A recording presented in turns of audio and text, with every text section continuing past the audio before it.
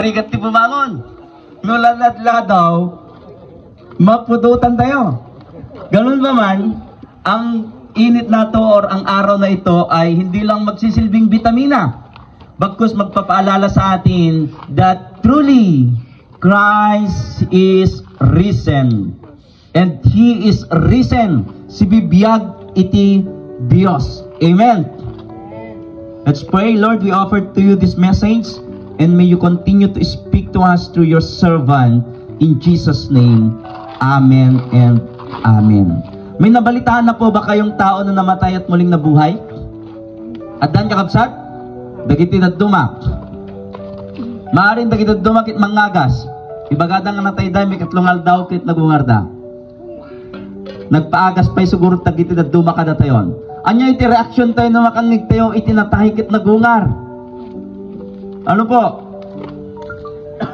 Maaring hindi tayo naniniwala. Maaring ang tingin natin is hindi totoo yan. Bakit walang mangyayaring ganyan? Mga kapatid, si Jesus lamang ang taong namatay at muling nabuhay at hindi na namatay. Sa pagiging tao at kanyang pagiging Diyos. Have you experienced sa buhay nyo na parang natalo na tayo? Yung naggapi na tayo. We're lost. Yung tipong humihinga ka na tayo pero yung feeling natin wala na tayong kwenta. Yung hindi na tayo buhay pero humihinga tayo. May buhay pero hindi buhay. We are powerless minsan. You cannot do anything sa mga nangyayari sa buhay natin. Maaring dahil sa iba't ibang experience sa mga karanasan natin. Friends, after the death of Christ, the disciples experienced loss, mourning, and they became powerless. Hindi nila alam yung gagawin nila nung namatay na si Jesus. Bakit? Wala na yung sinusundan nila. Wala na yung Panginoon nila. Wala na yung pag-asa nila. Hindi na nila alam kung anong magiging direksyon ng buhay nila. Yung tipong nung tinawag sila ni Jesus, iniwan nila yung lambat nila, iniwan nila yung kabuhayan nila, iniwan nila yung pamilya nila, and tumaadyanan na, matay lang gayam dito na sinurot tayo. Ngayon, wala na si Kristo, paano na? Kagabi yung celebration natin, ano po, nung si Jesus ay nasa tub, maaaring yun yung question na bumabalot sa mga disciples at lahat ng naniniwala kay Jesus, that even Jesus proclaimed that He will rise. Maaring iba sa kanila ay hindi naniniwala. All of us experience like the disciples. But the good news is, there is Easter. Pakisabi mo sa katabi mo, Easter. There is resurrection. Pakisabi, resurrection. Indeed, muling nabuhay ang ating Panginoon. And that's the very powerful message of Easter. Tinatanong ko, bakit Easter? Saan ba sumisikat ang init, ang araw? From the east. At ang pagsikat ng liwanag sa east ay nagpapakita ng buhay, pag-asa, bukang liwayway, bagong pagkakataon para mabuhay. Sisilip ang bagong umaga. 3 powerful messages of Easter. First, success, katagumpayan. Pakisabi sa katabi mo, success. Akala ng mga kalaban ni Jesus, nagtagumpay na sila. Nagapi na nila yung threat, nagapi na nila si Jesus Christ. Kasi umuusbong yung movement ni Yesu Kristo. Dumadami yung mga sumusunod sa Kanya. Akala ng mga alagad, wala na silang pag-asa. Natalo na rin sila. Wala nang nag-e-expect na mabubuhay muli si Jesus. Kahit ito ay paulit-ulit niyang sinasabi. Mga kapatid, ang kamatayan ay naging pintuan para ipakita ang kadakilaan at katagumpayan ng Diyos. Kaya sabi niya, huwag kayong malungkot kung kayo ay humaharap at huwag kayong matakot kung kayo ay nasa bingit ng kamatayan. Bakit? Sa kamatayan, ito yung pintuan para sa walang hanggang buhay. At sa kamatayan ni Jesus, nagapi na niya ang kadiliman. Kaya nga nagsisimbolize yung ating ilaw na hindi nagsindi. Pero supposed to be umaalab yung apoy, even yung candle natin. Na nagtagumpay si Jesus, nagtagumpay mula sa kadiliman at siya ay patuloy na nagliliwanag. Ito yung mensahe ng every morning na akala natin, sino bang natutulog sa atin? na minsan parang hindi na natin inaasahan na muli tayong hihinga at babangon. Hindi na pag natulog tayo, wala na tayong control. Maraming natulog na hindi na bumangon. But thankful tayo that every morning merong bagong pag-asa. Huwag tayong matakot sa kamatayan dahil alam natin, hindi ito end of the game, but it is just the beginning towards the journey in the presence of our Lord Jesus Christ. May mga instances ba na feeling natin hindi tayo nagtatagumpay sa mundong ito? May mga instances ba na feeling natin wala na tayong pag-asa? Friends, napagtagumpayan na ni Jesus ang mundong ito. Wala na dapat tayong katakutan. Yes, mabilis sabihin, mahirap gawin. But this is the message of Easter. Napagtagumpayan na ni Jesus ang kamatayan, ang mundo, ang kasalanan at ang lahat ng kinakatakutan natin. Ang katagumpayan ni Jesus sa kamatayan ay katagumpayan sa atin sa pang-araw-araw na pakikibaka sa pagsubok ng buhay.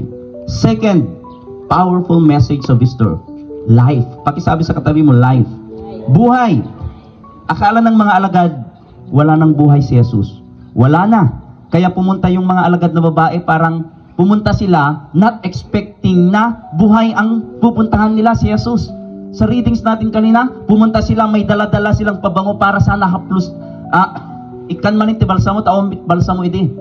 And this is the very essence kung bakit tayo nagwo-worship. Sabi ng iba, bakit kayo Sunday? Saturday dapat. Kasi 7 araw. We celebrate and we worship every Sunday because we celebrate the risen Lord. Yung muling pagkabuhay ng Panginoon. At nung pumunta sila, wala silang nadatnan, kundi mga tela na lamang na pinangbalkot kay Jesus. Nai-imagine ba natin yung sitwasyon ng mga alagad nung namatay si Jesus? Yung parang wala nang kabuhay-buhay ang kanilang buhay. They are living but they are not alive.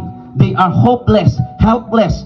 Pero nung nalaman nilang nabuhay si Jesus, na-excite muli sila. Nagkaroon ulit ng buhay yung kanilang buhay. Muling nabuhay si Jesus. At ang kanyang muling magbuhay, ang kalang muling pagkabuhay ay nagbigay sa atin din ng buhay. May pag-asa tayong mabubuhay muli dahil kay Kristo. Naniniwala po ba tayo doon? That after this life, mayroong second life, mayroong susunod na buhay. At iyan yung pag-asa natin.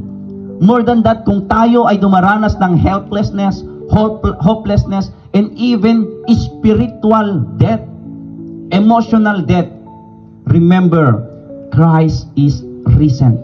He is risen and He gives us life. Sabihin mo sa katabi mo, He is risen. Ang muling pagkabuhay ni Jesus ay magbibigay sa atin ng buhay. Third, kapangyarihan. Powerful message. Kapangyarihan. Empowerment. Pakisabi sa katabi mo, kapangyarihan. Sino may gusto ng kapangyarihan? Ayaw nyo? Bakit? Ayaw nyo ng kapangyarihan? Ayaw nyo maging Nardong Putik, Superman, Darna? Kung kayo ay bibigyan ng kapangyarihan, ano kayong gagawin natin?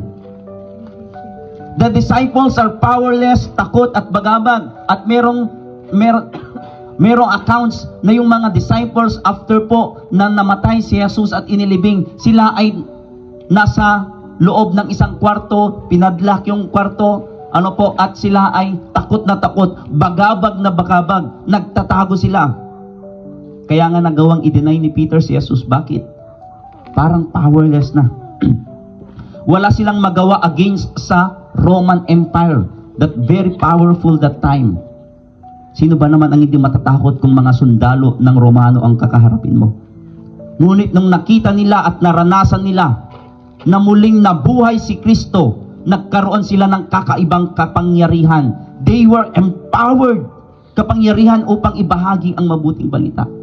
Nagtataka ako, sabi ko, bakit ganun na lamang ka-desidido, ka-eagerness yung mga disciples, that even they are willing to risk their own life. Yung tipong gusto nilang mamatay para kay Kristo. Yung tipong kahit pine-persecute sila, alam niyo yung mga disciples nung that time, yung iba nilagari, yung iba binitin na patiwakal, Yung iba is pinakain sa leon, yung mga disciples.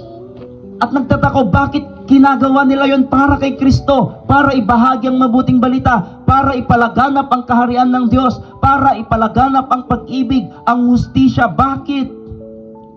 Because they know that Jesus Christ is truly alive. Yun yung spirit nila. At sana tayo din, we have that spirit because of our conviction that our God, our Christ, rise from the dead. Alam natin na tayo, anuman ang kakaharipin natin, kahit kamatayan, kahit kahirapan, kahit anong pagsubok, kaya natin because tayo ay na-empower. Tignan ninyo yung unang mga nakakita, mga kapatid, mga babae. At paulit-ulit kong sinasabi sa sermon ko, babae during that time is considered powerless. Yung walang puwang sa mundo. Pero sila yung unang nakatunghay sa good news. Sila ang unang nagbalita sa mga alagad. We were empowered. We have also the power to overcome our fears. Mga kapatid. We have also the power to overcome death. We have also the power to share the gospel. We have also the power to stand in the presence of God. We have also the power to stand on what is right because we have a resurrected Christ.